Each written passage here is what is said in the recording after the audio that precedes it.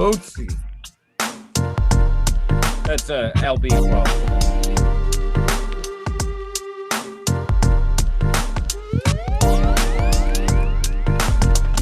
That's a LB12.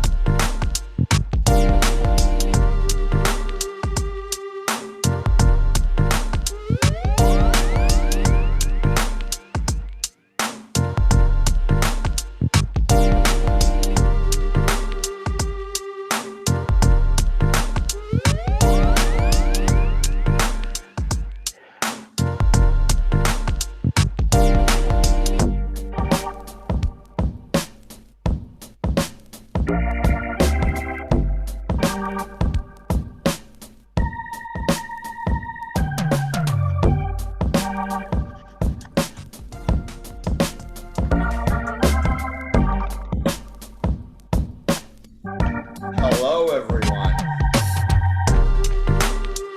Hello, hello.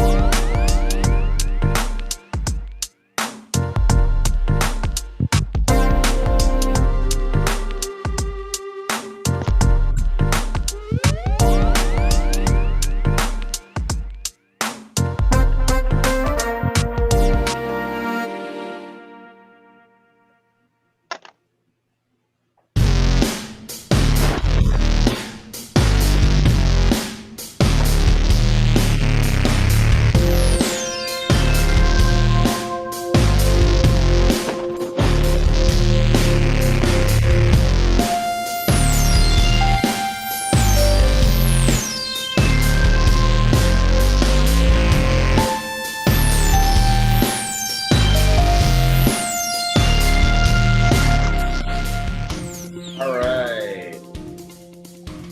Welcome to the For We Are Many podcast. You guys seem terrible sounding sometimes. The music's still louder than our rap. Much It's louder like than all the you. way down now. That's not what I'm hearing at all, though.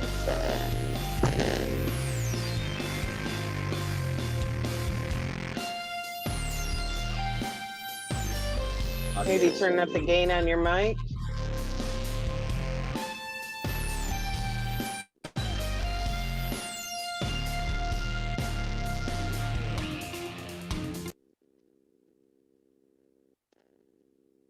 Okay, that's better. I don't know what's going on with my mic. That's where I was plugged in. So I want to show you guys something real quick here. Oh my God, Austin's here. Hell yeah. Oh, So what's up, I bro? just want you all to see what has been happening to me. I tried to share it to one group. It says we limit how often you can do this. So if anybody can do me the solid of trying to promo this like I usually do, that would be fantastic. Hi, Dad. What are you doing?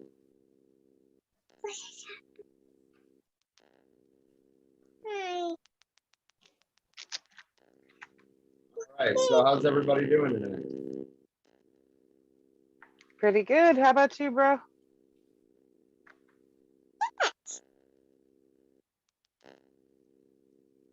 Found out I got freaking Lyme disease.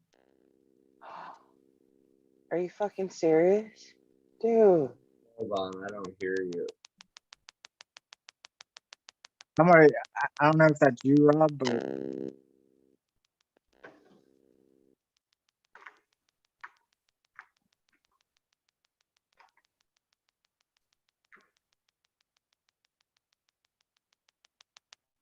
What the hell? I went to the doctors and luckily I think I caught it in enough time. That's like a dude. Yeah, do it.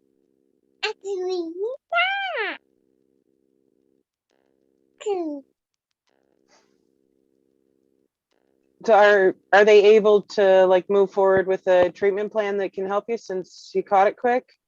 Yeah, they got me on antibiotics, and that's what. All right. Well, we're gonna get started in just a minute. I assume you guys can hear me.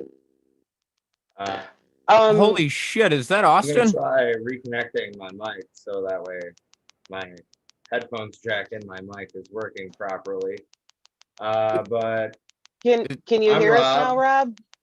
you guys can introduce yourself while I fix this. Holy fucking shit, is that Austin? Yeah, Yes. sure is. He has graced us with his presence again. He has Good to returned. see you, bro. It's the to second see you. coming. Right? Hello, everybody. If anybody's wondering who I am, my name's Don Hughes. Hi. I normally do like a bit about like Elon Musk and Jeff Bezos funding us, but I don't do that anymore. Sorry. Anyway, It's all good. Hi, I'm Trisha. I like to go on rants, and my favorite activities include watching the downfall of capitalism and destroying the patriarchy. Austin? Hi, I'm Austin. I'm planning on running for Congress in 2024 in Pennsylvania's 16th district. I just got over being very sick, very, very sick from the Lyme disease. So I'm here. Oh shit. I'm glad you're back. And we were wondering what was wrong, if you were okay over there. Yeah. It's good to see your face again, bro. I was sick for like a week and a half, and my temperature was like 103 for about that whole time. Wow. Damn. Dude. Yeah. And then these You're circles started appearing on my body, like, and my girlfriend was like, "You better go get that checked." So I went and found out I had Lyme disease. So they got me on antibiotics. I should be okay. So Wow. was it a recent tick bite or something? yeah, it must have been from like 2 to 3 weeks, or like 3 weeks ago, actually. So right when I stopped doing everything, I mean, that's the time, yes. So Man, that's fucking scary. I'm sorry that's what you've been dealing with.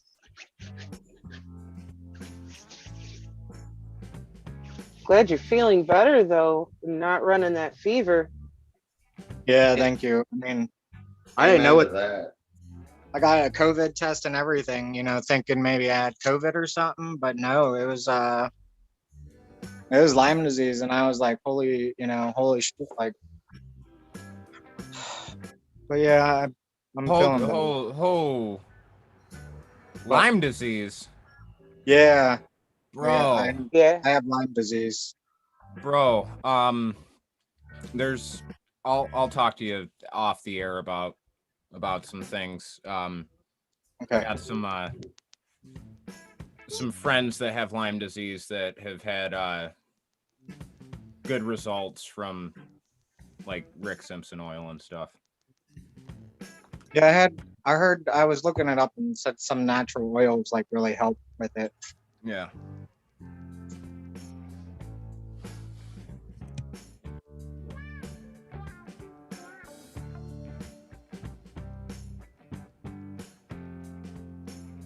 Sorry I was gone for so long too. Oh, guys. you're good, man. Bro, you Natalie- got fucking Hey. Lyme disease. Right, you're right. Natalie No. said healing energy sent to you and your family. Thank you, Natalie. God love her.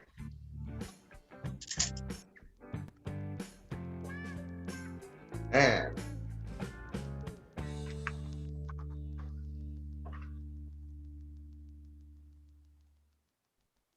So today we're going to be discussing the Black Panther Party. We'll be reading from Bobby Seale's book, Seize the Time. the story of the Black Panther Party, and we're going to be discussing how they use dialectical materialism in their revolutionary work. I like to point this out every time because it's just hilarious, but we thought originally that this was going to be one piece. We're now on part 5. Right. Like, there's so much to get into in this book. And the only real way to do it is to not skip over anything. Because if you do, you're going to miss something important that's incremental to the building of the Black Panther Party and the impact they've been able to have in the world. Like, I love it. And dude, I know I told you this before, I'll tell you again, I love reading Bobby Seale, man. Just the way he speaks about shit. It's beautiful. Yeah, it is. I agree. At this point, I'm sure you're all familiar with our Patreon, patreon.com/forwearemany. Literally every dollar helps. You know, we're just trying to pay the overhead and keep trucking along. But you know, if we get enough, we can really grow this thing. We're all over social media. We're on Facebook for We Are Many, YouTube for We Are Many Podcast, Instagram for We Are Many Podcast, Twitter @for We Are Many 2, and for wearemany.org. Thank you for joining us today. For those that are just getting involved, the link to the book is in the description. We're on page 81. Yes, the title of the section is The Death of Denzel Dowell. So while you're scrolling to page 81, I'm gonna cut this music for a minute, and we're gonna listen to some words. Oh yeah. Eldridge Cleaver speaking at Sacramento State.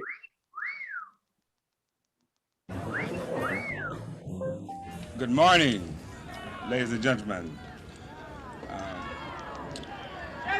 I want to thank those who are responsible for inviting me here today. And I want to thank Oh my God. Mickey Mouse Ronald Reagan,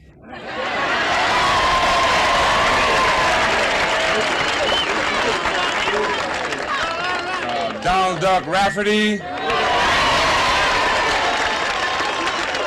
and Big Mama Unruh for making it possible.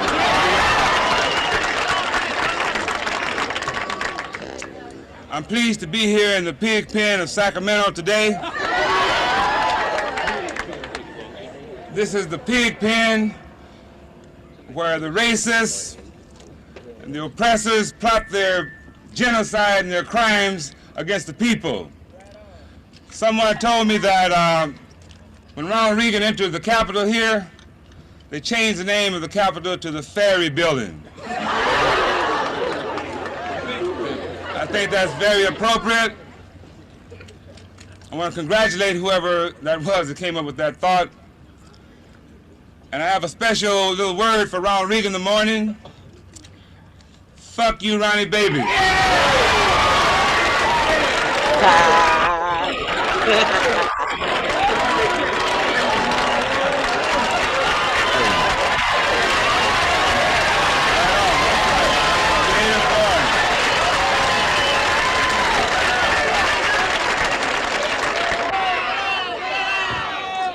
It's my belief that Ronald Reagan is a punk, a sissy, and a coward, and I challenge him to a duel. I challenge the punk to a duel to the death, and he can choose his own weapons. Could be a gun, a knife, or marshmallow. And I'll beat him to death with a marshmallow. You know, I lived in this area for a number of years. Folsom Prison is about 20 miles from here, I understand. And I had occasion, I had reason to keep my eye on what was going on in Sacramento. The prison system, the adult authority, had this headquarters here in Sacramento, appropriately here in the pig pen. I know that my parole officer has his comrades here today, his agents here. Same thing for Ronald Reagan, same thing for the adult authority, the same thing for all the wardens of all the prisons, all the pigs, the hogs who patrol the prisons. Fuck you. You dig it? I feel it's necessary to say that when the racists shot Martin Luther King, the bullet that killed him killed nonviolence. And this only means that black people have reached the point where they're saying no more. No more. If you shoot me, I'm shooting back. If you put your stick upside my head, I'm gonna put something upside your head that they send down to enforce the edicts, the laws, the rules, and the regulations for this larger prison outside the walls of Folsom Prison. If it was not for the policeman with his gun, with his club, with his gas chamber ultimately backing all that up, who would have any terror? Who would have any respect for these vicious laws that are written on the books here in the pig pen of Sacramento? Bald-headed faggots in the legislature and the state senate, all of their rules would be nothing but toilet paper if it were not for the fact that they have these racist Gestapo police forces to send in to brutalize the people and to force them to go along with those programs. But something has happened to change all of that. The Minister of Defense of the Black Panther Party, Brother Huey P. Newton, who has recently been railroaded through the courts of Alameda County, now in prison, that you wound the tender ears of the people, particularly the Gentile, middle-class American white people. Well, I say this, that the term motherfucker is a legitimate term. Every father does that, but that's not the point. That's not the point, see? We could talk about you dirty mother intercourser, you know. We could say that, but it doesn't have the impact, it doesn't have the punch that I did, see? But see, the term has a history, and I think this needs to be understood. I don't think that black people need to be ashamed when they use the term motherfucker, because what that does, that refers to history. It means that black people have been subjected, because of the experience of slavery, to a matriarchal form of the family. That in the family that we've had here, the mother became the central figure because the father was sold here, sold there, run here, run there, and oftentimes split because he couldn't deal with the shit. So the mother became the central figure. She became the object of veneration. So the worst thing that a person could do was commit incest and have sex or carnal knowledge of his own mother. So this is meant to be a profound put down, and when a brother really wants to put another cat down, he inflicts that upon him and calls him a practitioner of incest. That's all it means. A dishonor of the head of the family. In your various ethnic divisions and around the world, because to control this capitalistic system, they were saying that what you do is alienate the moderate white people. But I noticed when they went to Chicago to try to support their candidate, a man who had taken a courageous stand within certain limitations against the war in Vietnam, when they went to Chicago to support him, Mayor Daley, taking his orders from Meathead Humphrey, you can't afford to talk to the members of your graduating class. So, I just want to point out that the video that I played is directly from the Center for Sacramento History. I'm sure you noticed the little like when they, cut. Like, for example, when they were talking about control of the capitalistic system and then it cut out a whole thing. I'd really like to see the full speech, Right. I really wish that if they were gonna put the effort in to like edit things, they would have edited out his use of the slur for the LGBTQ community that he used. Yeah, I won't disagree with that.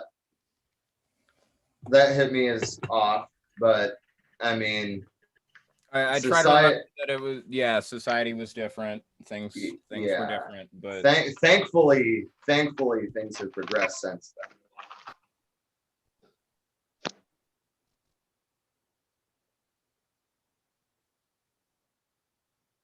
Anyway, we can jump right into the book now.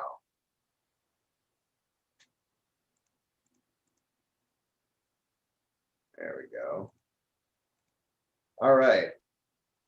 The Black Panther Party was called to Richmond by the Dowell family. I know what's missing. I got this. There we go. I knew something was missing.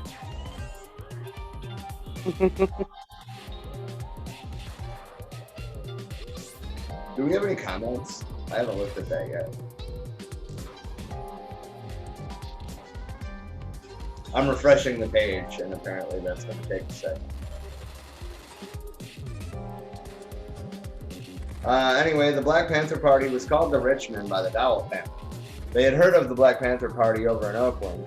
Mark Comfort came down to the office at 56th and Grove and told us that the Dowell family would like us to come over because Denzel Dowell had been killed in Richmond by a Contra Costa County deputy sheriff. We went out there that day and saw the Dowell family. They began to explain all the details about how certain people had said they heard 10 shots, and the papers and the local media there were saying that only 2 or 3 shots had been fired. And how the coroner's office had originally told them he was shot 9 or 10 times, but the police department said he was only shot once or twice. How the pigs had lied about Denzel Dowell, the brother telling about how he was trying to burglarize someplace. His brothers, Carl and George Dowell, explained how the pigs knew Denzel by name because they had arrested him a number of times. The pigs had made threats that they were going to get Denzel. It was just a cold-blooded killing of a black man. Some pigs were trigger happy and just wanted to shoot somebody. They explained all this to us. Then the family. What? Oh, I was saying radio edit. Did you not hear my beep? I think we have a lag in the audio. There is a little bit of lag in the audio. The beep takes like a half a second. Okay. Then the family took us over to the site where they killed Brother Denzel Dowell and showed us just where the bullets hit certain walls and directions they came from, and how the pigs lied and said that he ran and jumped the fence. The blood was 20 yards away from the fence. They must have dragged his body over to the other side and then over another fence. The blood was in 2 different places. We were investigating, and a lot of black people in the black community there came out. They had noticed us Panthers with our guns and everything. I guess there were 10 or 12 of us who went out there together and went through the whole process of investigation, looking over what had happened and listening to the information that people were giving that contradicted all the crap that the pigs in the newspapers had run down. And the people were looking. We were standing on the corner there in North Richmond. There were about 150 people around, some in cars, some standing across the street. Some of the younger brothers, 15, 16, some 20 years old, were asking us about the guns, and we were explaining to them about the Black Panther Party.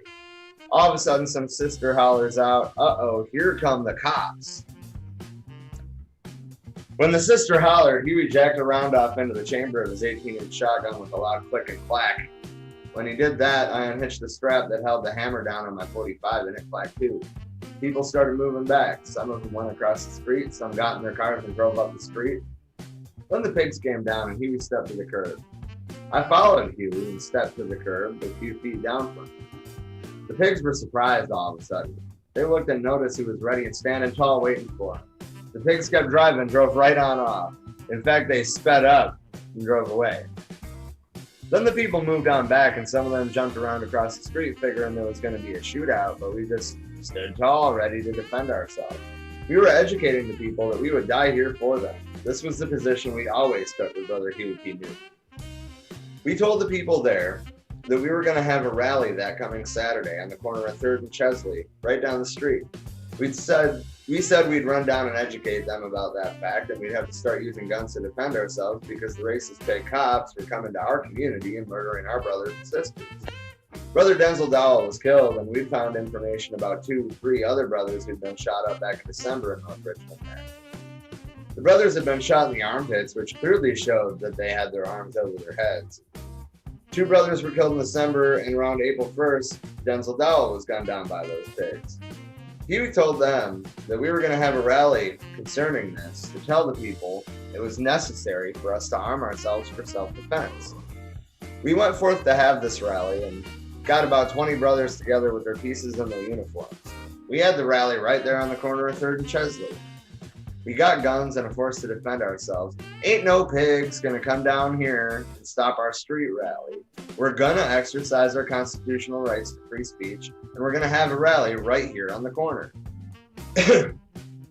Most of North Richmond doesn't have sidewalks at all, but for that section on the corner there in front of this liquor store, there's an 8 to 10 foot sidewalk between the curb and the store.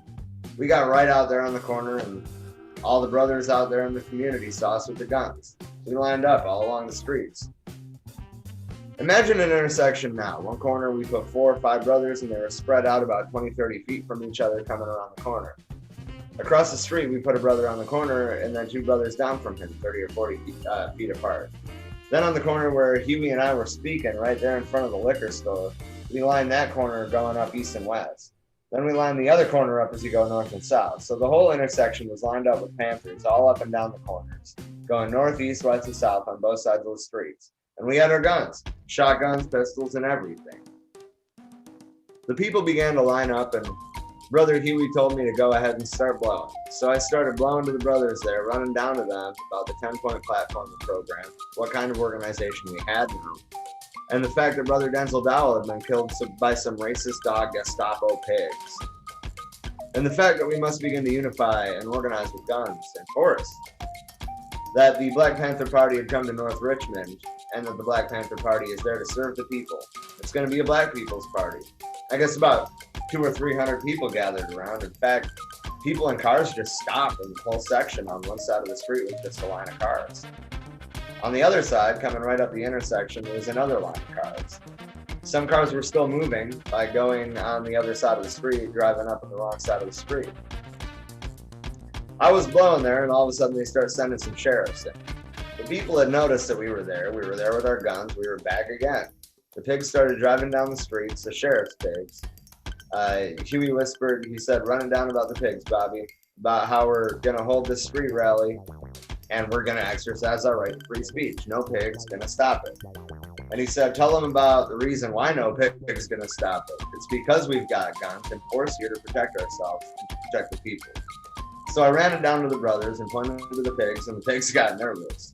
I noticed one of the pigs stopped across the street and sat there and started listening. 4 of the brothers came across the street and surrounded the pig car, standing about 9-10 feet away from it. One brother had a .357 Magnum, Warren Tucker had a .38 pistol, and Reginald Forte had a 9mm. One brother didn't even have a gun, and he got up there too. Then the pig got nervous. He started trying to light a cigarette, but the cigarette just fell out of his hand with all these people looking at it. The Black people had guns and force ready to deal with it, and the pig couldn't take it anymore. He couldn't light a cigarette, he was so nervous. He just upped that we organized. I think the people respected the fact that Huey had all the brothers organized, because he had them all stationed up and down the streets, covering the intersection, guarding the lives of the Black people, while we went forth to organize the people. They respected this organization that Huey put down. Huey put down a form, a discipline, that the gun was for our protection and not for bull jive. So the pig had to split. Another pig was sitting there. This other pig came up in a car, and some of the people's cars moved along, but one man said, well, I ain't moving my car. I'm going to sit here and listen. And this cop got caught in between the cars, and he couldn't move, and he had to sit there and listen to everything. He couldn't do nothing. And that brother didn't move his car. He had a Cadillac too, and he and his woman were sitting in the Cadillac, sitting right at the head of the intersection. So this pig's car was right in between, and he couldn't move. He just had to sit there and listen and look at 300. That's right, he had to look at 300 mad mad at the pigs for killing Denzel Dowell. And 20 Panthers out there armed with guns, disciplined, standing 30 or 40 feet apart on every corner of the intersection. So it was tied down. The people dug it, and they said right on. And Huey went on and flew to the brothers and sisters and told them how we're going to get organized and how we're going to start using guns and force in an organized and disciplined manner. In a very revolutionary manner, we're going to go forth and we're going to defend ourselves against any racist attacks. We're going to patrol these pigs. We're going to patrol our own communities. Even the old people are going to have to patrol from their homes and houses. And everybody has to have a shotgun in their home. Everybody. Then George Dowell blew about how his brother Denzel had been murdered by the pigs. We said we were going to have another meeting over on 2nd Street. And Huey said we're going to block the whole street off. And ain't no pigs going to be allowed up the street at all. Man. Like, again, just to put this in the historical context of where in history we're talking about. Right. Well, I mean, we just heard Eldridge Cleaver say that, you know, when they killed MLK, right, that the call for nonviolence had died with him, and that the Black community needed to defend itself. And this is showing just how much that resonated with the Black community at that time. And think about the balls that it took to do this. Think about what the response would be today to this. And then we realized that today you'd see a militarized police response. Yeah. And I think that just spells out, you know, how far we really still have to go. Right. In other words, all the way, because we haven't really gotten anywhere. I watched the NFAC do their marches, and I don't think anybody messed with them there. The not fucking around coalition. Never heard of it, but I dig the name. No, Right. they marched for Breonna Taylor. They were in like they had bulletproof vests, and all of them had rifles and sidearms. And there was probably a good 150 of them marching down the streets for her. Nice. The other day I was listening to a Rev Left radio episode about the Huey P. Newton Gun Club. And, well, I mean, Austin, I know this is your first time joining in on one of these. I don't know if you've had an opportunity to listen to the last 4 segments in this, but Huey P. Newton quite possibly could be the baddest motherfucker to ever walk the earth. There's no quite possibly about it. Huey P. Newton was the baddest motherfucker to walk the earth. Okay, well said. Up there with Sun Tzu and Miyamoto Musashi. Nice. Does anybody want to read the next few paragraphs while I go grab a bottle of water? I'm gonna make an executive decision on this and say that Austin gets to. Or Trisha. I've been doing it the last couple of times. I don't have access to it right now. Ah, fuck. Well, damn. Okay. Well, I don't know if you noticed, my connection has cut out a few times, so I apologize. I'll get it. Hold on. Let me just open it back up. I'll get it. Sounds just like, God damn it. Rob, just let me know what page we're on. 83, the very last paragraph. Very last paragraph, 83. Heard. I jumped in. I was excited you guys were on, so I was like, shit, might as well join them. Well, I mean, I'm excited to see you. Oh, James is late, but he's here. What's up, James? Are you talking about the one that starts with the people dug it, or the one that says another pig? At the 2nd Richmond rally. Ah! Okay. That half paragraph. Austin, James said, well, yeah, you're right. Austin, James said, Austin, long time no howdy. I've been sick. Yeah. Sorry. Howdy, James. Man. I'm glad you guys are here though. Natalie and James are like, they're here as much as we are, literally. Hardcore. Yeah. Great. One of these days we love need that. to get one or both of them on here. Right? For fucking sure. I'm sorry. Anyway, go ahead. Go You're ahead. okay. You're okay. Go get your water. Water. Water. Water. It's got to be a hot commodity in the desert. At the second Richmond rally, 300 or 400 people came up. They drove their cars all inside the street, and the brothers got on top of the cars, on top of the roofs, all up and down the street from one corner to the next, and it was a pretty long block. The whole street was cluttered with cars. We were at one particular address where I think some relative of George Dowell lived. It was right around the corner of George Dowell's mother's home. All the people came around, and we had applications there for people to join the party. I guess just about everybody out there joined the party that day, from little young 14-year-olds and 12-year-olds. It seems like a weird place to end that sentence. Anyway, we blocked the whole street off. Brother Huey blew, I blew, Brother Eldridge Cleaver came over and he blew to the people, and the people dug it. And the people filled out the applications. One incident happened there. I noticed that one of the brothers moved some 4 or 5 guns to one of the corners. We were in the center of the block. Some more of the extra brothers had been moved down to one of the corners. Sorry, guys. Dyslexia. The corner on the north end, the brother explained to me, I was blown at the time, that one of the pigs had come up at the corner down there. So the brothers blocked the street off. One of the pigs was sitting there, so a couple of brothers went over to a vacant lot and stood there with their M1s and 30-06s looking at the pig's car.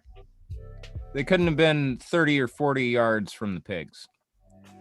Stood staring right into the pig's car, and the pigs looked around, and one of them saw another brother walk up near his car and stand there almost like at parade rest,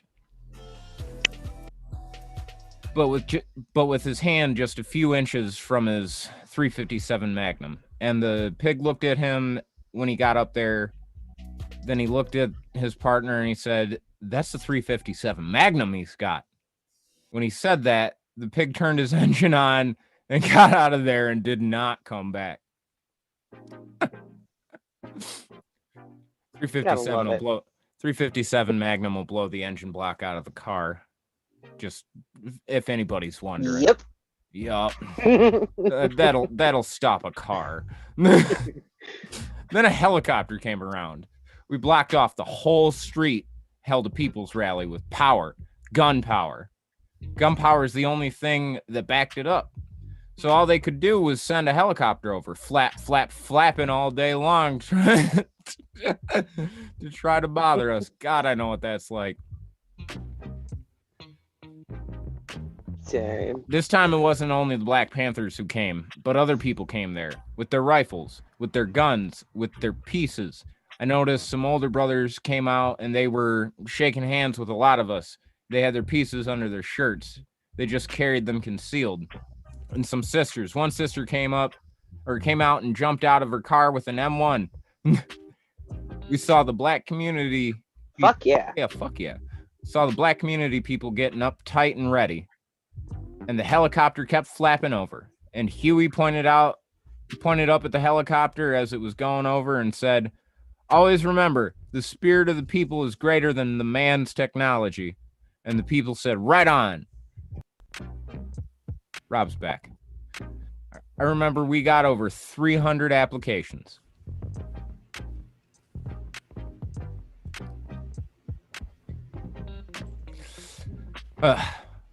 Sorry, guys. Brain's got to Oh, you're good. catch up to my mouth.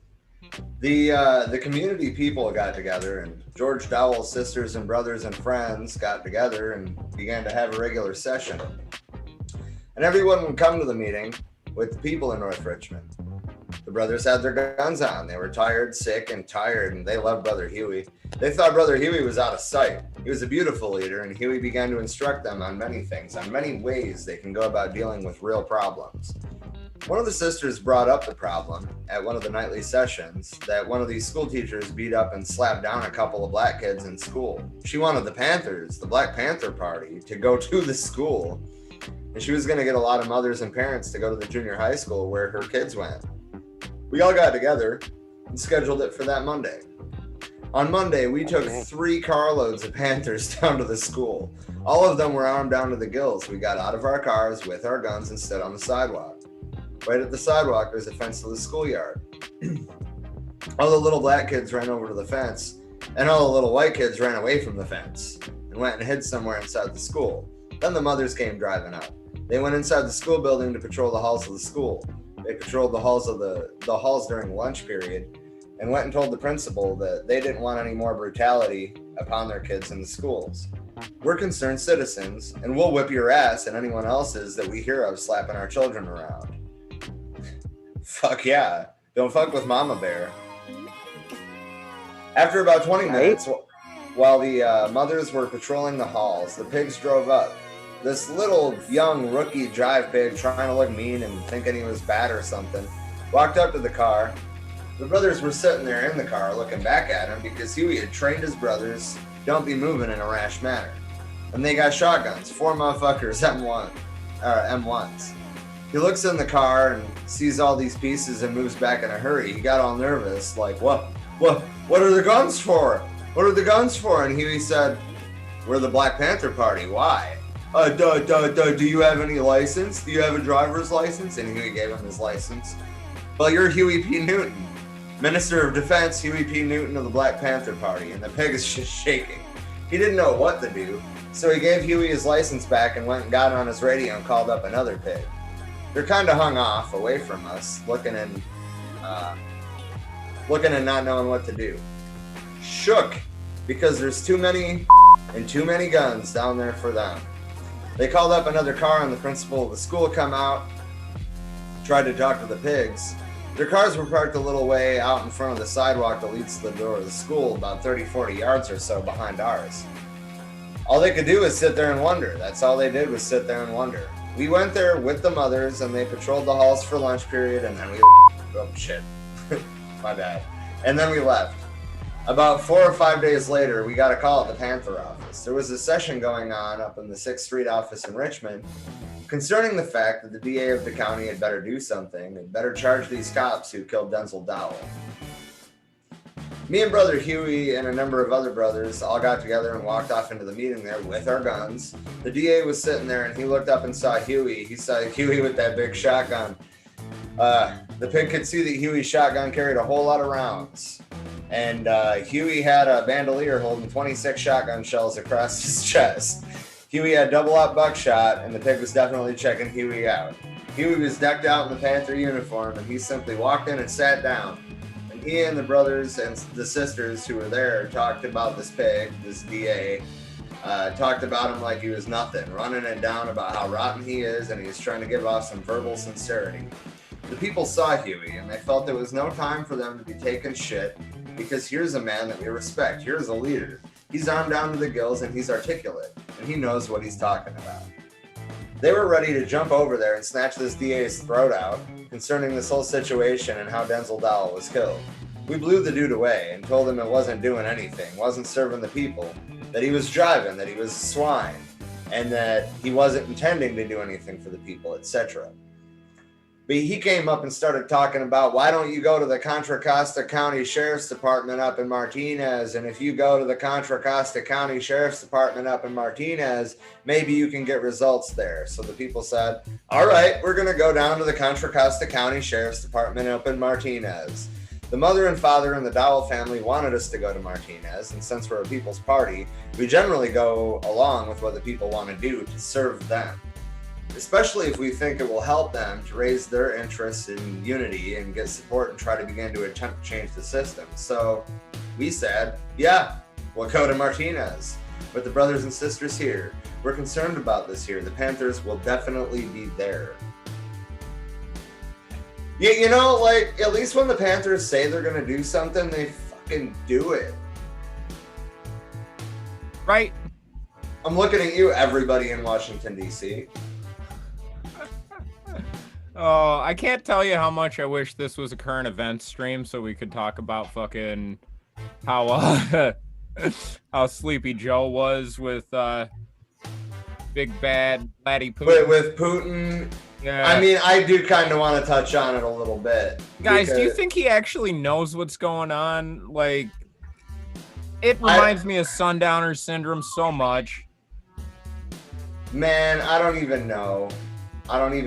But like, he was going on about like, well, how do you think the reaction would be if America meddled in international elections or meddled in other countries' elections directly, and everybody knew about it? And all I can think is like, what the fuck, dude? It's like, Bro, what? we just Dude. stabilized Libya. if. Right. Like, that's just one prime example. Like, that using the word if, it's fucking comical. There's Seriously, two Libyas now. We There's- do. Can we talk about that? There's an East and West Libya. I mean, is it like North and South Korea, like one's communist and one's not, or is it? No, just no, like- they just don't get along, and because Gaddafi's not there to keep them motherfuckers in line.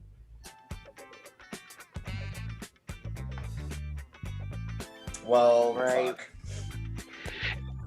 I mean, he might And have been a that's another whole shitbag rabbit who hole had to- great fashion sense, but at least he kept people in line, right? Well, I mean, to be fair, shitbag things aside, the reason why our government fucking killed him is because he was actually divesting from the World Bank and starting their own currency that was actually backed by gold, and his country was doing well because of it. They were in the process of eliminating the poverty that's caused by capitalistic shit, by the control of money by the World Bank.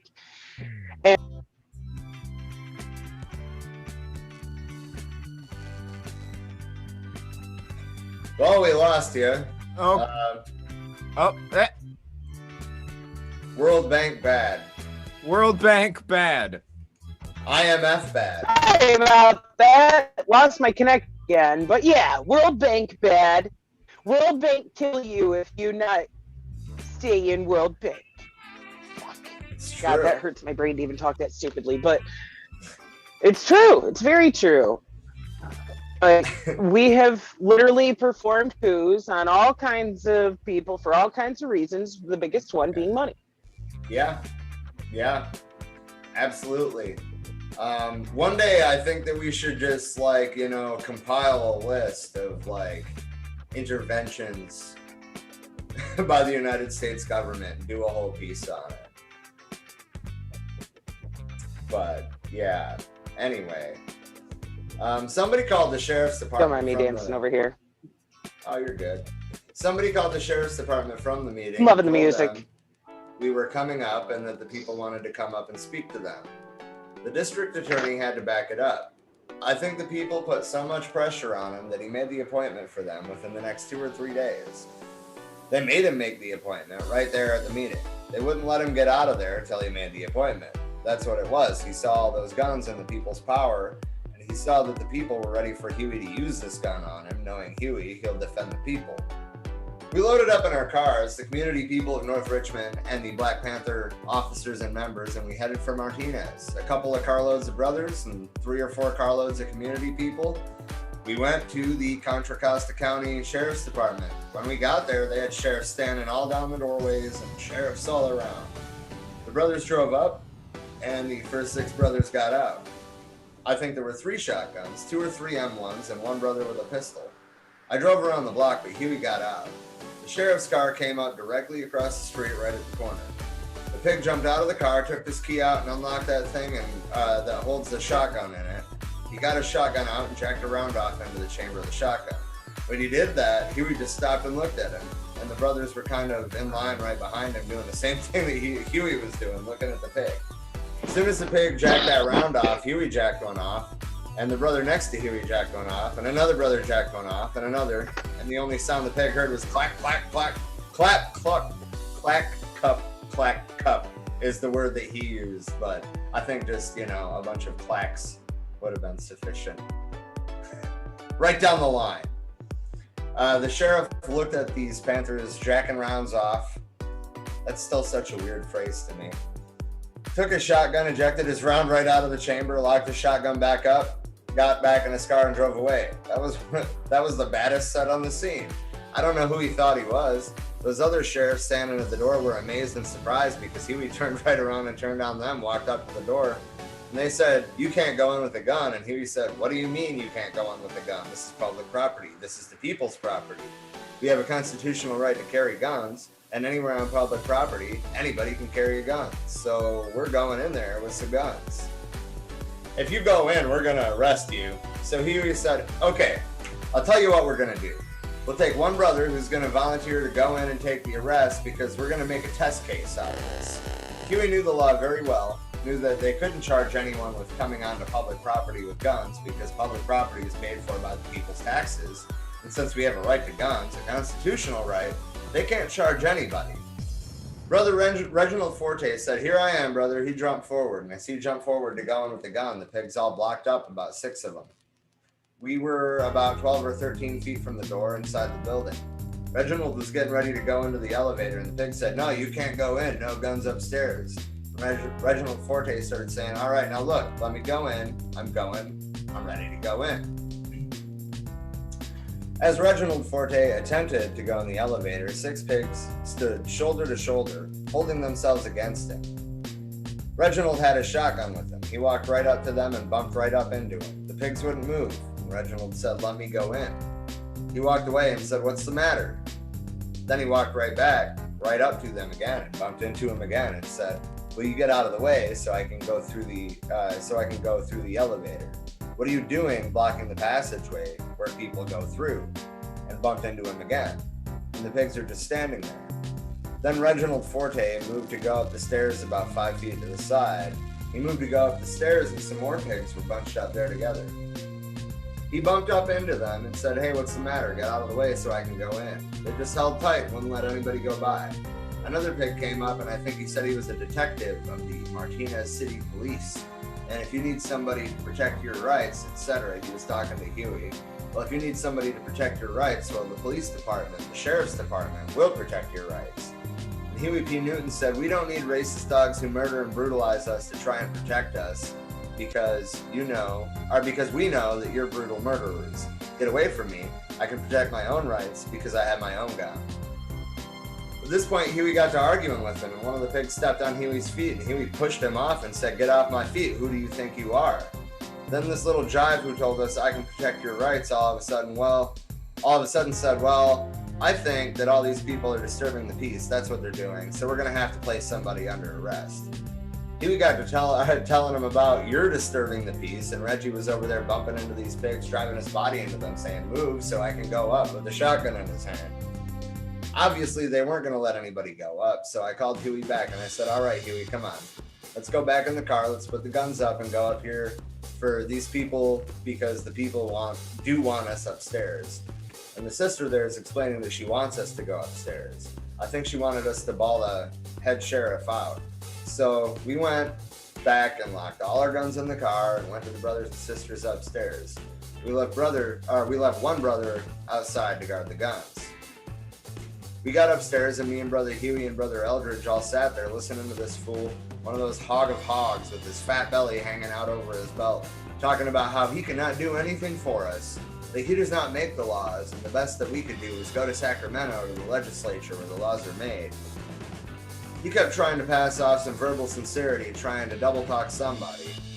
Brother Eldridge Cleaver got up and explained. He said, "Look, brothers and sisters, this swine here ain't gonna do nothing for us. This swine is double talking and jiving.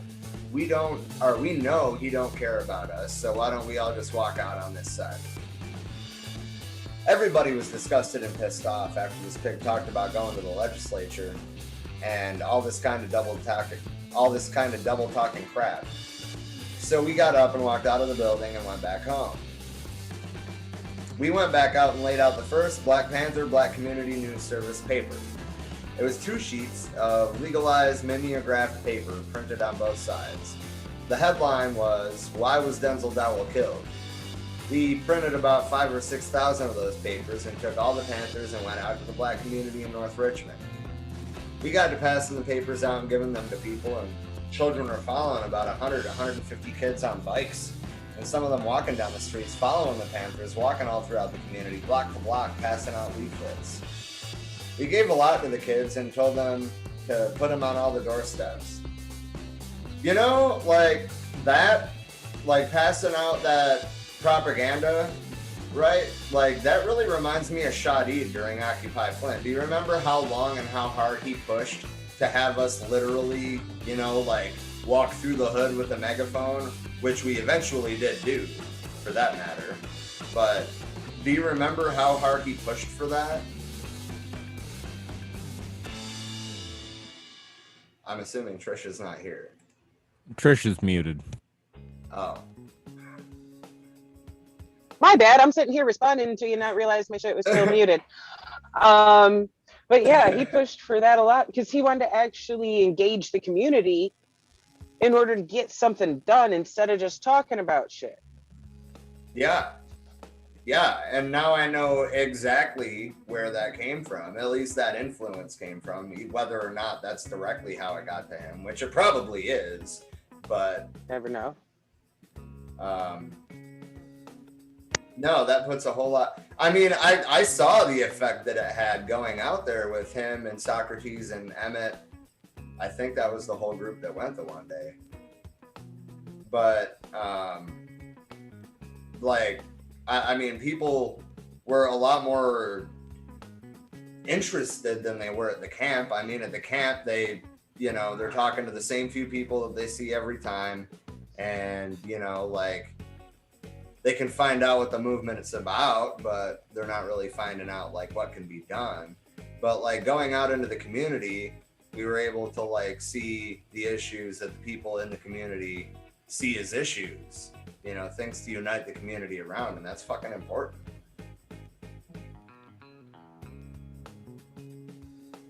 Yeah. Hell, Shadid was the only person to actually step up and take some action to try to help the people in those apartments that were being left without running water, without certain, you know, appliances function. Like the people who ran that place were fucking slumlords and straight up abusing everyone that lived there. So, you know, that was another thing that he dove right into, like, fuck no. You know, this is a human rights issue and you don't get to pretend that it's not just because you don't like. Yeah. I wonder how Shadid's doing. I haven't seen him in quite some time or talked to him in quite some time.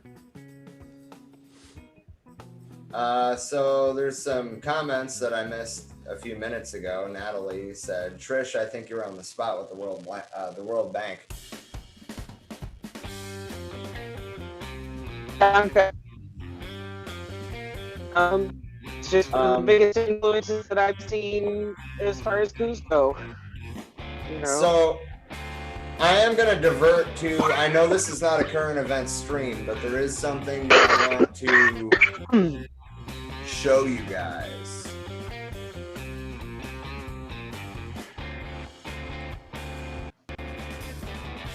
So that's not the one that I wanted. Maybe they're not live now, but in St. Paul, they were marching on the governor's mansion today. I'm gonna go ahead and, there we go. They were marching on the governor's mansion today to celebrate Juneteenth. There's a list of organizations that were hosting it on your screen right now. Diversity, Equity, and Inclusion at Mitchell Hamline School of Law, Communities United Against Police Brutality, Justice for Marcus Golden, Racial Justice Network, St. Paul for Justice, Justice for Cordell Handy, Black Lives Matter Twin Cities Metro, the Black Independent Candidate, Black Lives Matter Minnesota, and Black St. Paul. This coverage is coming to us from Eagle Vanguard Media. You can find them. Their Patreon is right here, patreon.com/eGirlMedia. And Eagle Vanguard Media is the name of their Facebook page. I cannot thank you enough for showing up, wanted to for supporting, and remind for being everybody, intentional I suppose, about your support today. that Juneteenth is 2 days away. A lot of communities are already celebrating that. I believe that Jubilee in St. Paul is supposed to take place. I believe they have events from now until, Juneteenth itself. But I think that the modern Black liberation struggle is still very much tied to the Black Panthers. So I just wanted to show an example of that fight still going on today.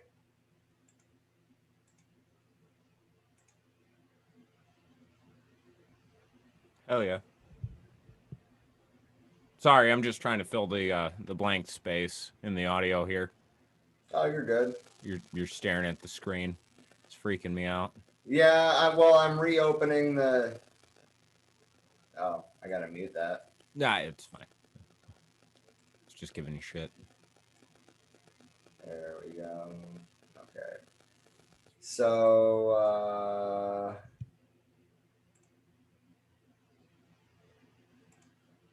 there we go. Okay. Let me get this music going again.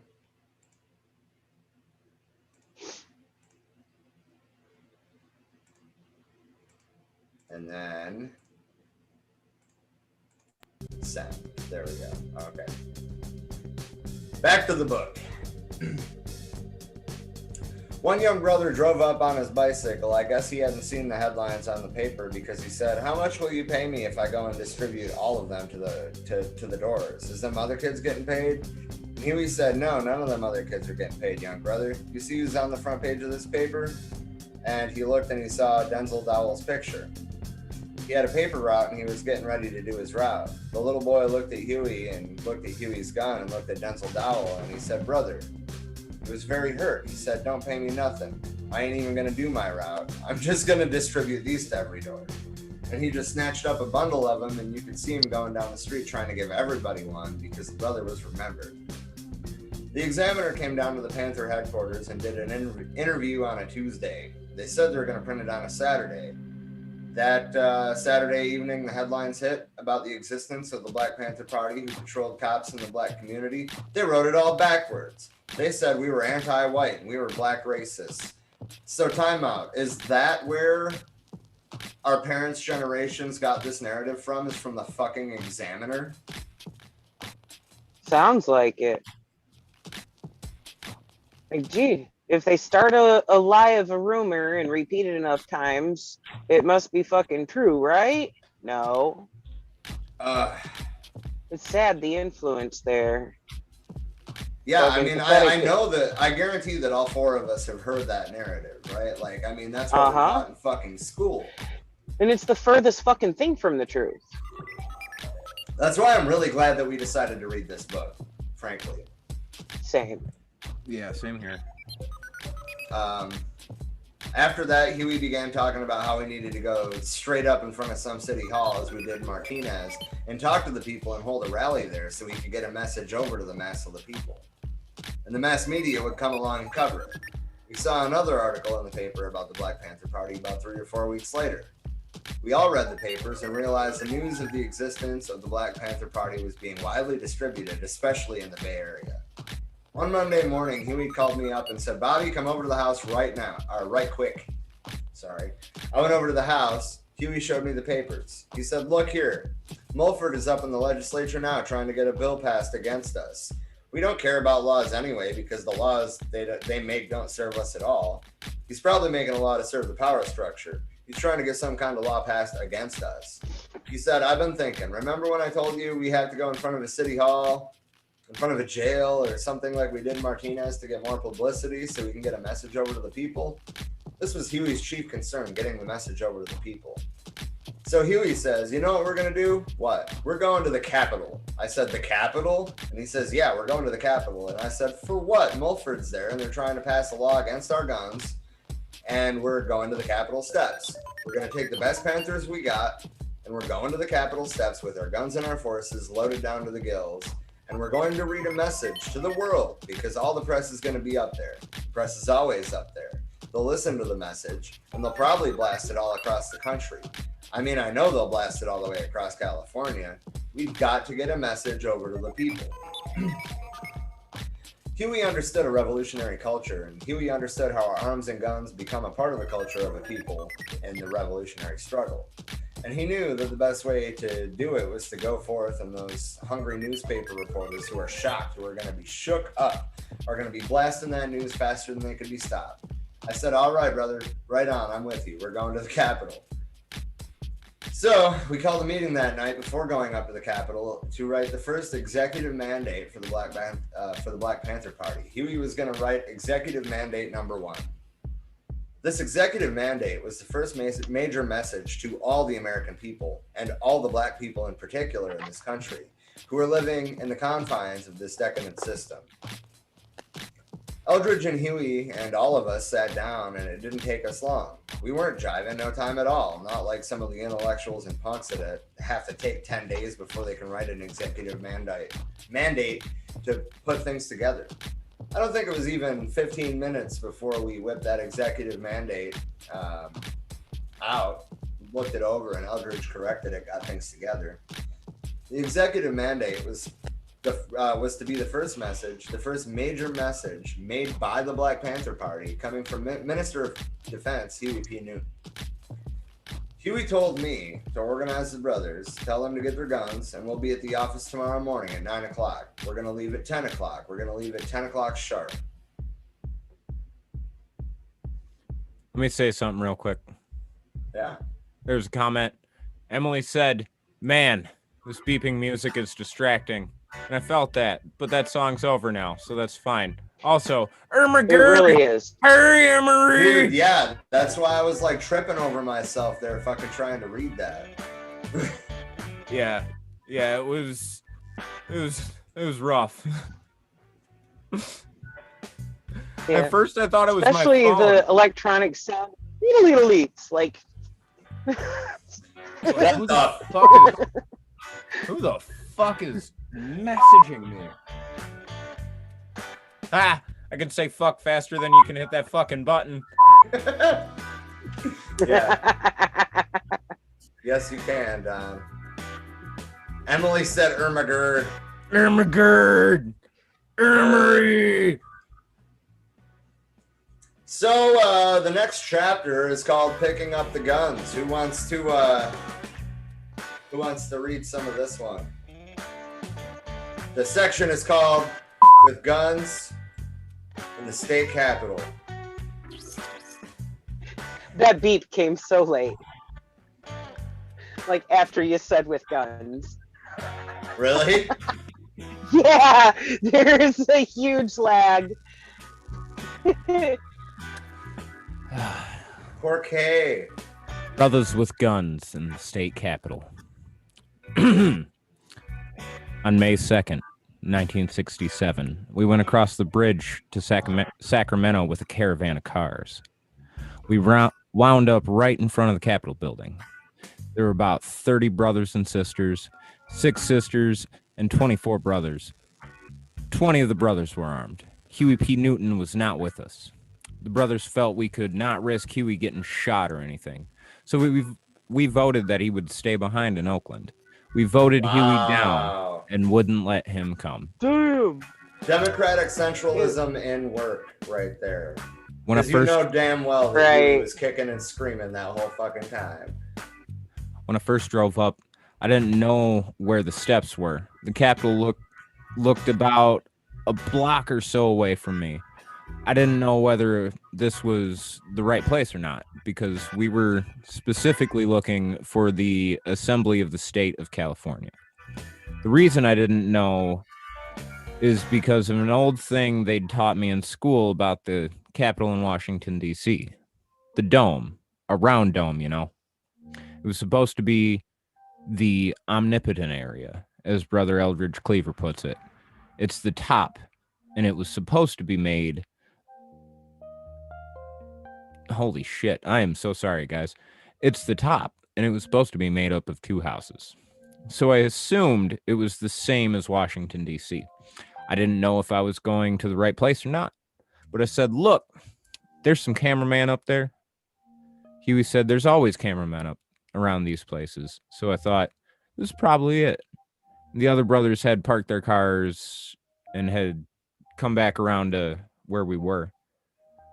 We got out of the car and got all our guns out. You know, we always follow the laws.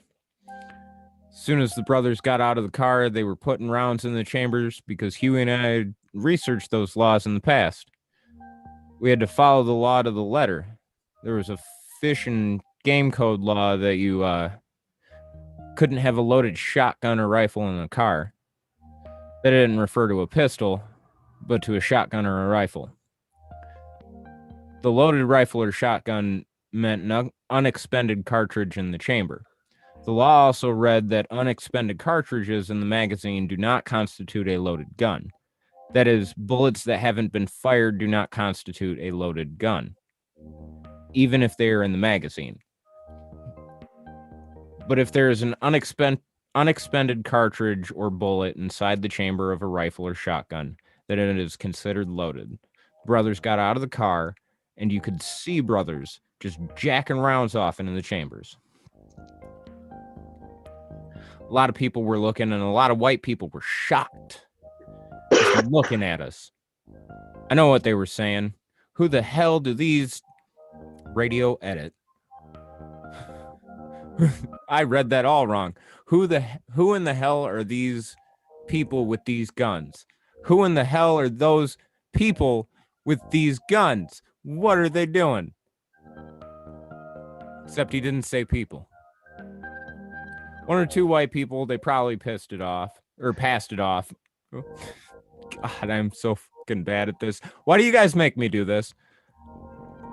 Austin, you get an excuse. Actually, you both get excuses, I guess. 1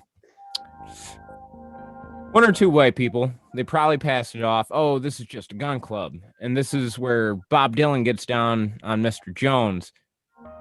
What? You don't know what's going on. Because this was getting to be a colossal event, and those people did not know what the hell was going on. Some of them did look at us like we were a gun club, but a lot of them only had questions on their faces of, what in the hell are these damn people doing with these goddamn rifles? They actually stopped and looked at us and stood there around the Capitol and stared up from the grass and looked at us.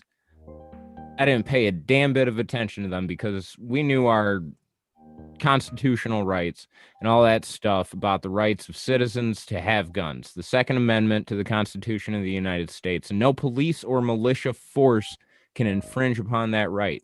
It states that specifically. Anyway, all the brothers got up and I said, all right, brothers, let's roll. We started walking and moving. We didn't walk in military form. We just moved. We were scattered all across the sidewalk. We're not in any rank.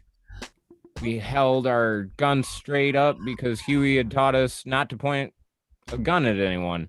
Not only was it unsafe, but there was a law against just the pointing of a gun. Rob, take over. Tag back in. Hold on. I gotta find myself because I accidentally just scrolled down. That's all good. Trying to unmute myself. It's all good. I'll take it, and if I cut out, I cut out. Apologies. Okay. So all the brothers had that stuff down. They all had their guns pointed straight up in the air, pointed straight down to the ground as they carried them. We were walking up the sidewalk. I remember a brother in the background saying, "Look at Reagan run." I thought that he was just referring to something symbolic, but I did find out later on, after all this shit was over, that Reagan was over there with a bunch of kids. We'd walked up along this long 20-foot wide sidewalk leading up the first steps of the Capitol, and one of the dudes said, "Look at Reagan run." Now, this is very important because we found out later that Reagan had with him 200 future youth, future leaders, they call them. He was speaking to them on the lawn of the Capitol. I was looking straight up at the front of the Capitol building, and I saw a couple of cameramen running up around there. I found out later that Reagan had righteously spotted us. One of his brothers saw Reagan turn around and start trotting away from the whole scene because here come all these hard-faced brothers. These brothers were off the block, righteous brothers off the block. From what they called the nitty-gritty and the grassroots. You could look at their faces and see the turmoil that they've lived through. Their ages ranged anywhere from 16, which is about the youngest we had there, that was Bobby Hutton, all the way down to myself, 31. I guess I was about the oldest. We righteously walked up on the first stairs, and then we walked up to the next stairs. Bobby Hutton was on my right side, and Warren Tucker was on my left side. Bobby Hutton had a 12-gauge shotgun, and Warren Tucker had a .357 Magnum. We walked all the way up, and they stayed right next to me. We got to the stairs. Now, personally, I do not remember reading Executive Mandate number 1 on the stairs as I was ordered to do. I don't remember reading it there, but the brothers told me and everybody told me that I did, in fact, read it. I'm on the stairs and I'm trying to make up my mind about what's going on. It wasn't any long process by which I had to make up my mind. Huey's emphasis on going into the Capitol was based on the fact that there might be a string of National Guards and policemen there in case they found out we were coming. I heard the security guards over there talking to two brothers when I glanced over there a second time, and I heard him say, "You aren't violating anything with your gun, so if you want to, you can go inside." And that made my mind up for me. But I also made up my mind in another context too, that I personally wanted to see the area where a citizen has the right to observe the legislature.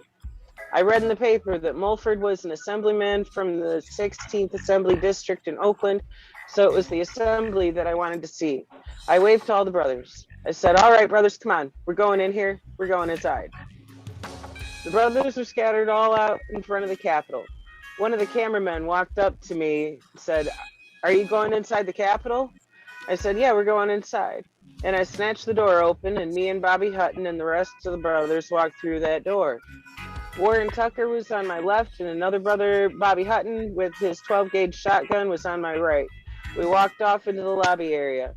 All around to my right, to my left, everywhere, there were people, predominantly white people, who looked shocked. Man, they were shocked. As we began to walk, I noticed one thing. They moved in step aside, and I saw some of their mouths hanging open, just looking. And they were saying with their eyes and their faces and expressions, "Who in the hell are these with these guns?" And some of them were saying, people with guns, except not people. And I pointed those out as enemies because they were confused.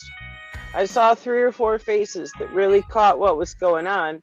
They must have been in the assembly and heard Mulford talking about us because they frowned their faces up and looked at us like a bunch of pig racists, like I've seen racist pigs look at me and Huey, like they all wanted to kill us.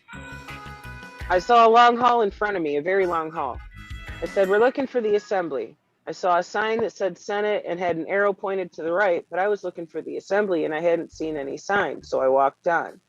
As we walked down the hall, cameramen were running from our left and from our right, around Bobby and around Tucker, jumping in front of us, taking flicks and clicking flicks.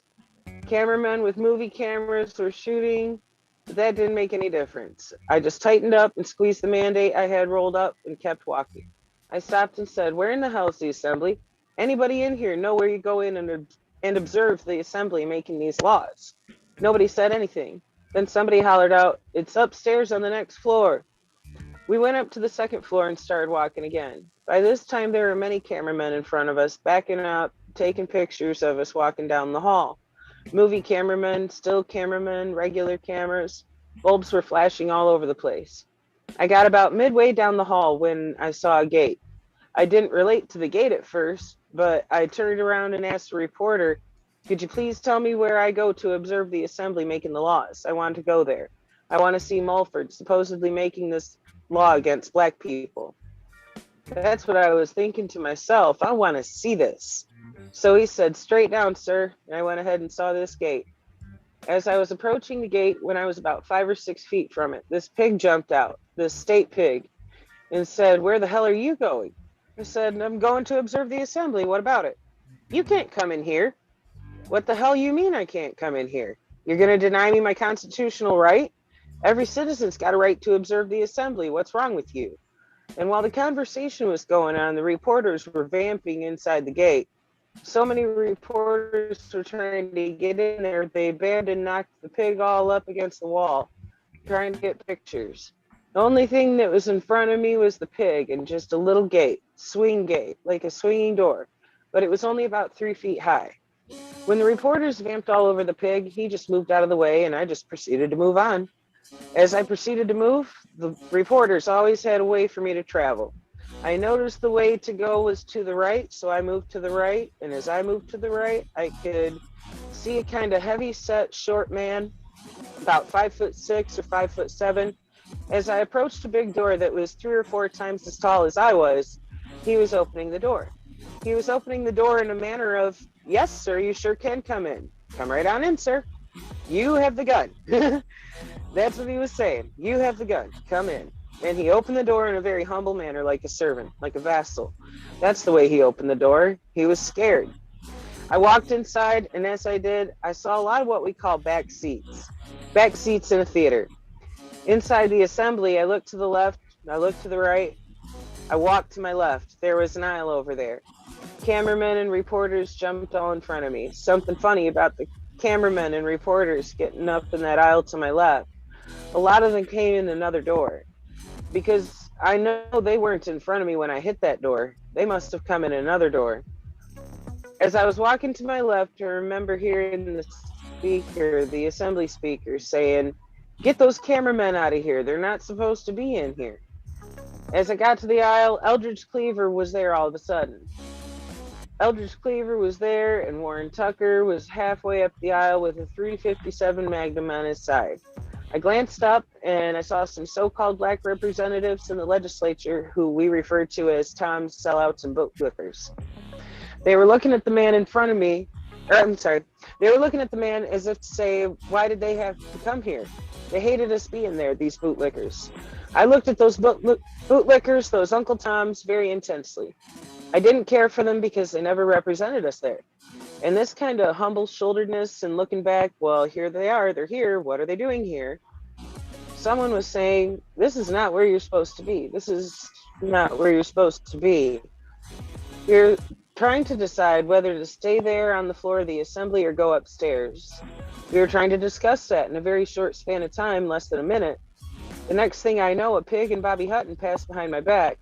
Bobby was cussing out the pig who had snatched his gun out of his hand. He had snuck up behind him and snatched his gun out of his hand. Bobby Hutton was cussing the pig back, what in the hell you got my gun for? Am I under arrest or something? Because if I'm not under arrest, you give me my gun back. You ain't said I was under arrest. And he was remembering very well what Huey had taught. Always ask if you're under arrest. And if you're not under arrest, then you stand on your constitutional rights. So I turned and ran up to the side of the pig and said, is the man under arrest? What the hell are you taking his gun for? He said, you're not supposed to be in here. This is not where you're supposed to be. I asked him, is he under arrest? If he ain't under arrest, what the hell you got his gun for? Another pig walks up and hands the same pig a gun, which I recognized as the same gun which Mark Comfort had, a .30-06. I walked out of those big doors, this pig, me, and Bobby. Bobby was on one side and I was on the other side.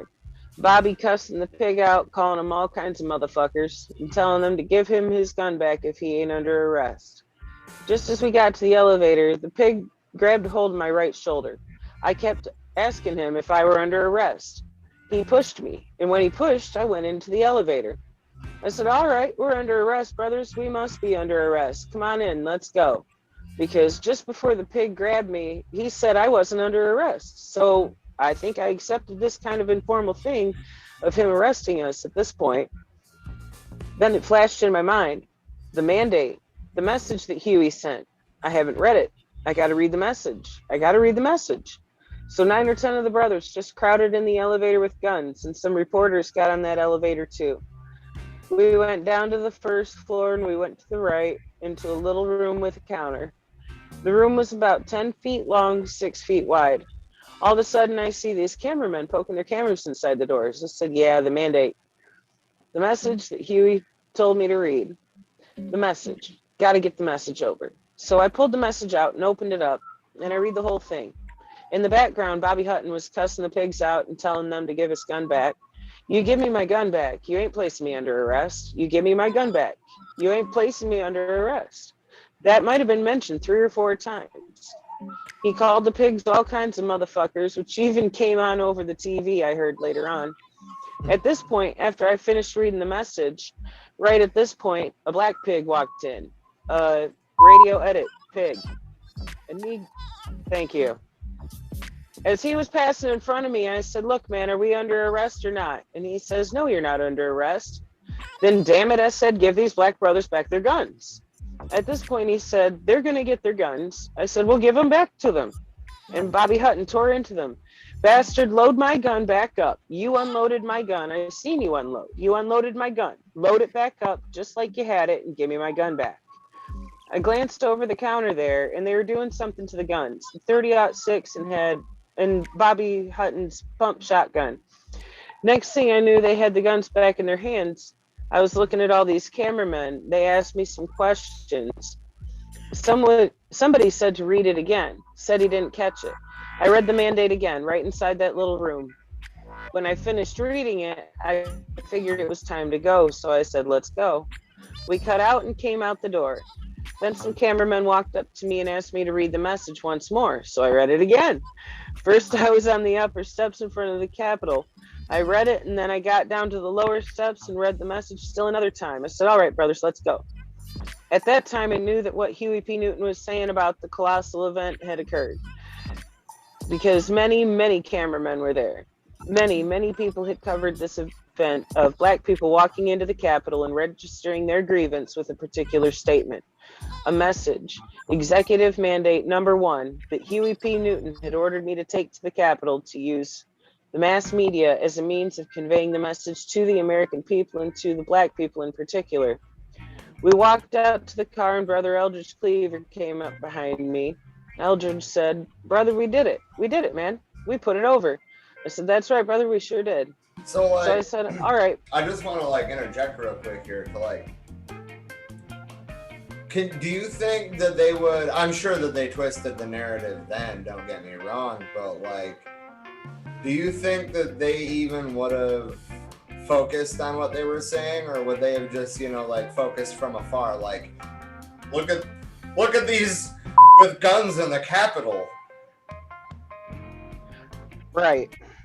Kind of makes you wonder, but I'm also wondering if they went live, because if they went live, then they wouldn't have had the opportunity to cut that how they wish in order to misconstrue the message. That's true. That's true. But how much was really live back in 1967? Right. I don't know. Me either. But I would imagine it's less than now. A lot of news organizations wanted to be edgy back then too. They weren't all bought up. You know what I mean? And that's true. What is it? Five people own all the news we have, or something like that. Well, and that's why we'll never have a message like this on mainstream media, because they're all owned by 5 guys. Yeah. Right. Who wouldn't want to carry this message? Because, well, I mean, this they're part needs of that to be oppressive. A movie. And by when I say that, I mean a it movie really fucking with does. A Hollywood budget, but not a Hollywood producer. I myself can't believe this shit happened. They actually were able to walk in there with guns. Their presence was probably massive. In California. Oh yeah. Their presence had all those white lawmakers shaking in their fucking skin, dude. And they did this in California. Yeah. I mean, they scared old Ronnie, and that explains why he came back with gun control laws later. Well, I mean, that dude was probably the devil. He very well might have been. I'm sorry. Anyway, that was all I wanted Or at least to his say, Trisha. spawn. Woodrow Wilson It's all was good. also the devil. Yeah. Or one of his spawn. Never know.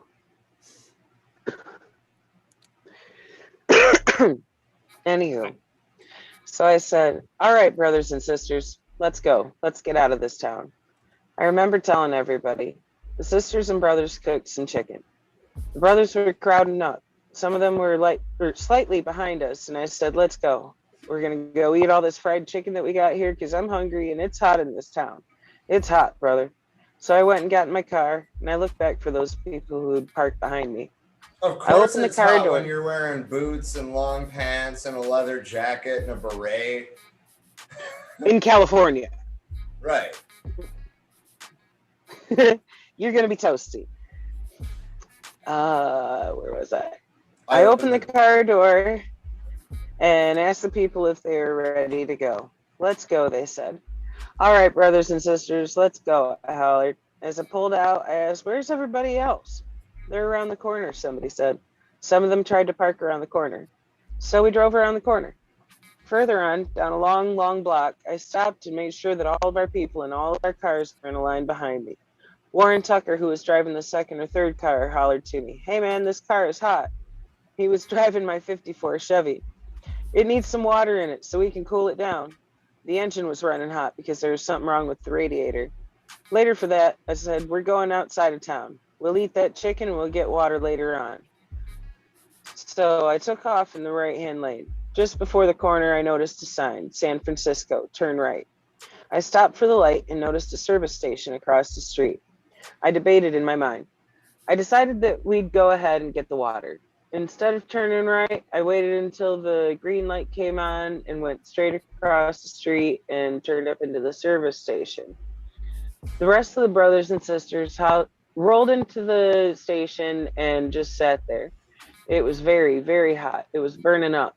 I decided to take off my leather jacket, but to take off my jacket, I had to get out of the car. As I was opening the door, I looked up and saw a pig at the corner walking south on the sidewalk from his car. He had his gun in his hand. I jumped out. I came on out of the car. I walked straight towards him. I stopped and he stopped. I said, now, wait a minute. I said, now, first thing you have to do is put that gun away. Put it back in that holster. If you want to make an arrest, you can make an arrest, but you better put that gun away. And the next thing I heard was brothers jacking rounds, jacking shells off into the chambers of their guns. When they saw the pig walking up with that gun, they started jacking rounds off. I said, put that gun away. I looked him dead cold in the eyes. He was a scared pig with his gun out. He took his gun after hearing all the rounds and me telling him to put his gun back. He slid his gun back into his holster and kept his hands right off it, right on. Then I looked up, and there was another pig who had walked up near, parked his motorcycle, and jumped on his little radio. Can't remember what the hell he had on his radio, but he looked back at me.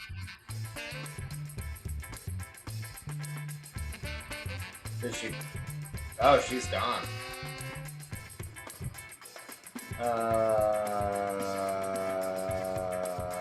We got it right, he said. I blooped out. I blooped out into the ether for a moment. My bad. Oh, you're back. Yep, I'm back. It only kicked me out for a second, and then I'm right back. But it's awkward. Hi. But I said, maybe you do have a right to identification, but you just make sure you keep your damn guns in your holsters. The next thing I knew, other pigs were driving up. I heard something come over the radio that said, arrest them all on anything. Arrest them all on anything. That's what it said. Then he asked me where I had been. I said, we'd been to the Capitol. Why? What about it? You know what he asked me? He said, what are you, a gun club? I said, no, we're the Black Panther Party. We're black people with guns. What about it? As I began to move away, I saw a lot of pigs coming up, plainclothesmen jumping out of cars, cars in the middle of the streets, everything. I still wasn't disturbed by them at all. I was just walking. Some plainclothesmen came up. You got any identification? I said, yeah, I got identification. I saw a pig opening a door of one of the cars. I ran over to the car and said, keep your hands off. I turned around and 2 pigs were sneaking up behind Sherman Fort. Before I could say anything, they grabbed hold of both of his arms, and one of the pigs snatched his pistol out of its holster. And I said, is he under arrest? Yeah, he's under arrest. I said, take the arrest, Sherman. The pig asked me again about identification. I went to my back pocket to pull out my wallet, and when I did that, the pig almost simultaneously grabbed my arm, and another pig grabbed my left arm and said, you're arrested for carrying a concealed weapon. Then he snatched my gun out of the holster, holding my arms. They handcuffed me readily and began to move me to the car. They drove me to the Sacramento police station. As we came out of the elevator there, one pig grabbed the handcuffs and pushed them up real high, so it hurt and pained.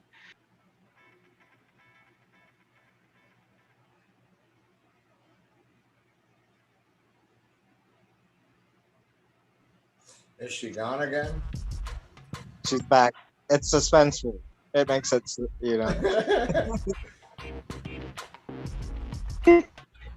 She's back again. Sorry, guys. Oh, man. That's what the pig said, and my face hit that wall. The wall was very cool. It was a soothing cool. I was glad to lay my face against this cool wall. Sherman Fort was to my left. I looked over at him. What about it, brother? Ah, man, it's nothing, he said. It's all right. Yeah, I said, gonna be all right. He took me to a cell. I asked myself, did I fuck up? I didn't know. I was very tired. I got on the other side of the door, 3 or 4 feet away from it, and sleep. Something was unlocking the cell door. That hurt me. That hurt me. I said, God damn, Eldridge is arrested. I knew that was bad. Eldridge was on parole. I said, Eldridge isn't going to get out of jail. I felt so bad. I said, man, they got you arrested. You might have to go back to prison. Eldridge said, fuck it. It was worth it because we did it. We usually try to keep these pieces about 90. What?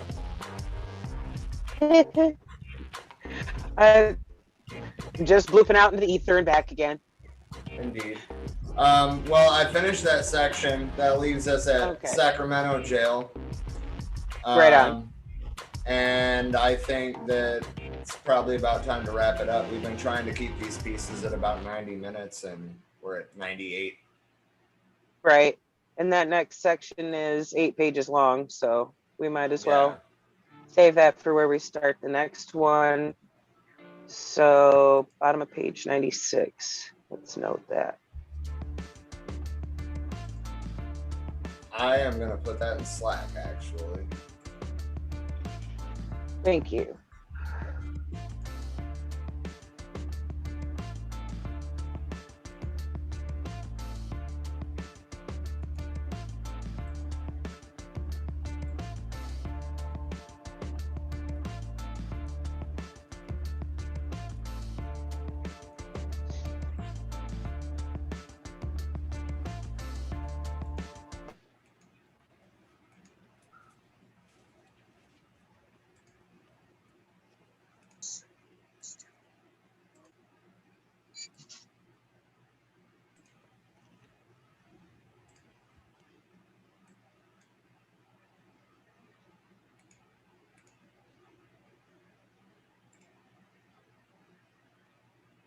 We lost the tunes.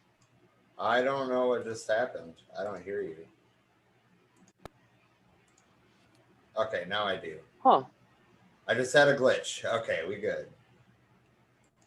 Okay. I was confused as to what was going on. I had to rush out to let the dogs in and dump out that hot cocoa I made because it tasted like burnt plastic. That was weird. What's in that cocoa mix? I don't know. It was something wrong with the Keurig. Did something wrong. Hey, if you need to use some, I do have the Keurig machine cleaner stuff to run through it and like descale it.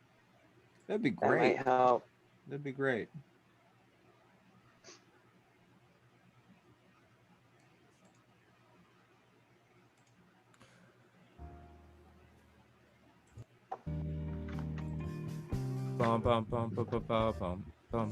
Anyway, thank all of you for joining us tonight. We'll be picking that back up at Sacramento Jail at the bottom of page 96 for part 6 next Thursday. We're also going to be recording a Pullman strike piece in the upcoming week. I would have liked to have released it today, since today is Eugene Debs Day, but that didn't happen. But keep your eyes out for it in the future. We will have it up. It's an important piece of American history. Indeed. Anything else you guys want to plug or say, or general thoughts about the material we read, or anything? I want to check the comments.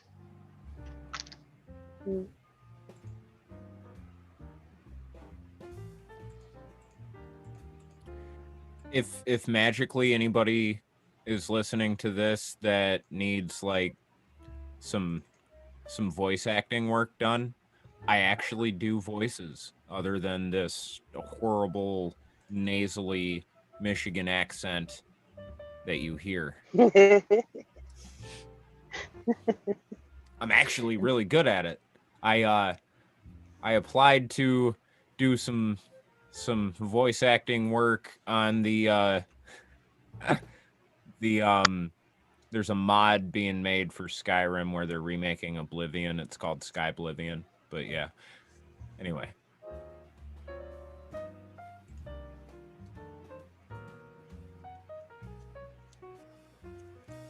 All right, Ron. Well, I'll give Natalie's comment first. She said white vinegar can also be used to descale if on a tight budget. I have a ton of that. Ron said, I got a different take on something you guys said earlier. My take is Biden was saying the equivalent of, hey, Vlad, nice oil business you've got going there. It'd be a shame. It'd be a shame if someone started cyber fucking it and drying up all your money. You know, we could do that in the U.S.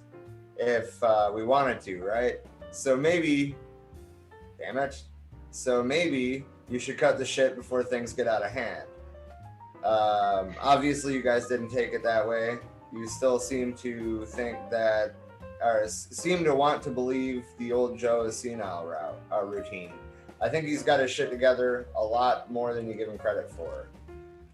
I mean, a lot more than we give him credit for isn't really saying a whole lot, so I would tend to agree with that. Hey, man. Hey, I don't personally think he has dementia, because I don't think that the signs match up with dementia. I do think, however, that he's old as shit and has been out of touch since he wasn't old as shit. Right.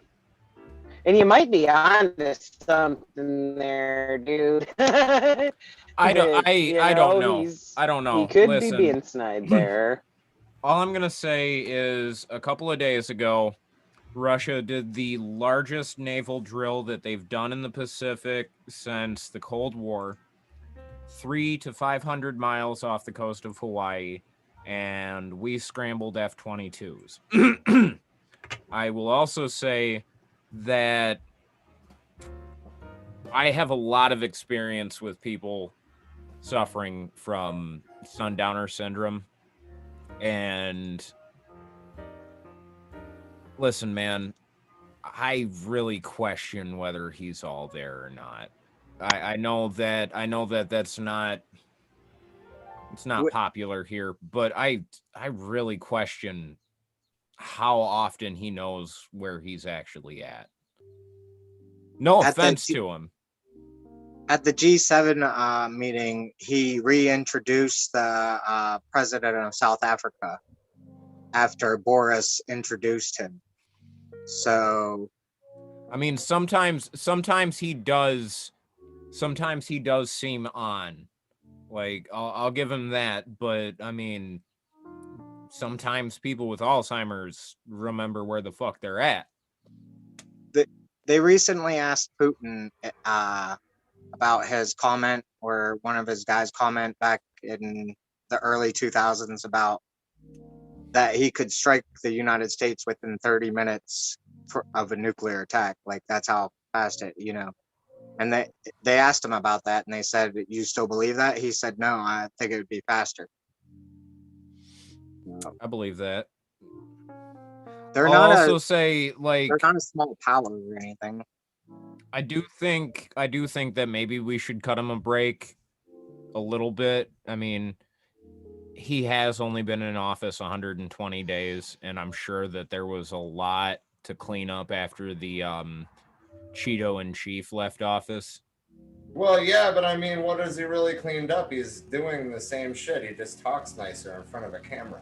Yeah, I know. Hey, man. His handling of COVID is literally the same, but we're pretending that it's gone and we're stopping testing because Joe Biden is president. Hey, man. Hey, man. I got the grandpa voice and the calm hands. Did you guys see that video of him freaking out on a fucking reporter after he met with Trump? No. It was kind of funny. I'll send it to you in the group chat. I don't want to hold this up anymore.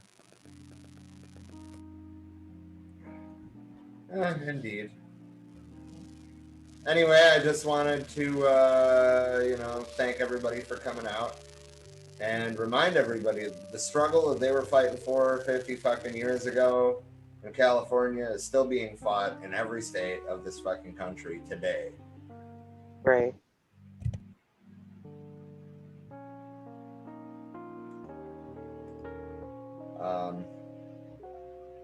Thank you for joining us on these dives, honestly. I've been learning a lot through these, and I can't say this enough. I'm so glad that we did a series rather than, trying to slim all of this down to one piece. It just wouldn't have fucking worked. Yeah, dude, for real. And I mean, I know that the Little Red Book has taken like a back burner, or has been put on the back burner, but like I've said a few different times, this is so much easier for me to comprehend and relate to. Relate to. That's the word I'm looking for. It's a lot closer to home.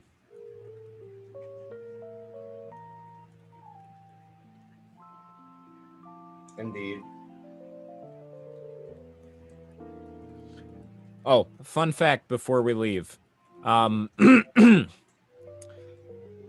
Moose can dive about 20 feet underwater, and regular predator of the moose is the orca whale. Chew on that for a bit.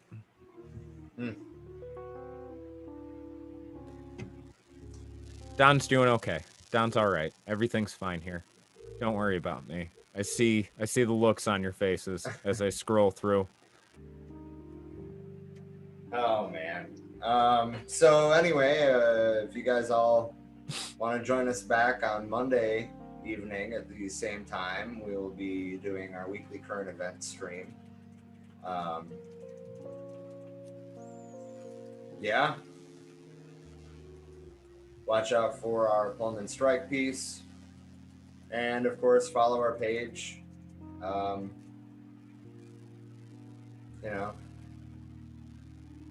Keep Be safe out there.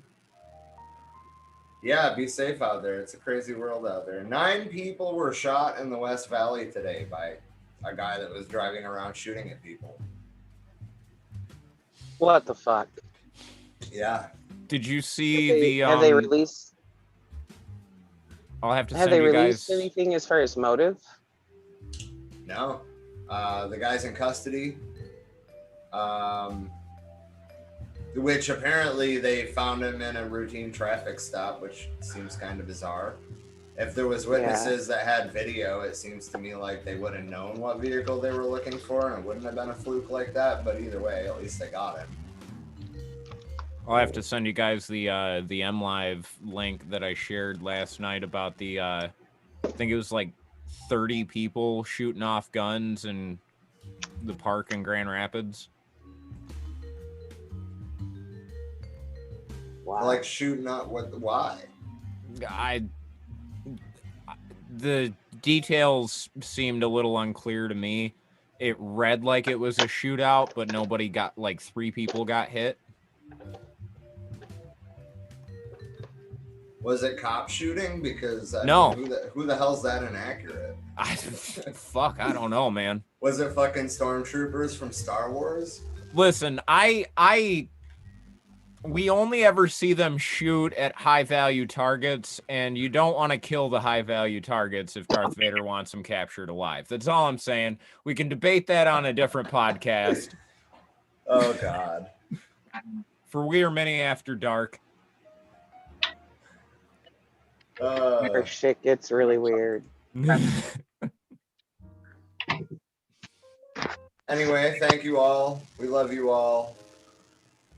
Be safe. Be safe. We will see you on Monday. I certainly hope. Peace. Gute Peace. Nacht.